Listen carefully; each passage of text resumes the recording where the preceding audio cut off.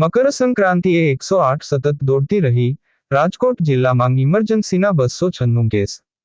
છત પરથી પડી જવાના, દોરાથી ઘાયલ, મારામારી, અકસ્માતમાં ઈજા સહિતના રાજ્યમાં ઇમરજન્સીના 5000 જેટલા કિસ્સામાં 108 બની લાઇફલાઇન. આજે વાસી ઉત્તરાયણના દિવસે પણ રાજ્યમાં 4900મી વધુ ઇમરજન્સીની સંભાવના સામે 108 તૈયાર.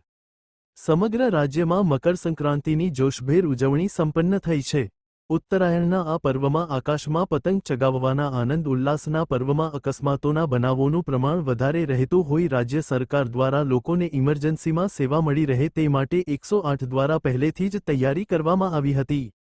ગઈકાલે રાજકોટ જિલ્લામાં 296 જેટલા ઇમરજન્સી કેસ હેન્ડલ કરવામાં આવ્યા હતા, જે સામાન્ય દિવસોની સાપેક્ષે 37% જેટલા વધારે જોવા મળ્યા હોવાનું પ્રોગ્રામ મેનેજર શ્રી ચેતન ગાદેએ જણાવ્યું છે.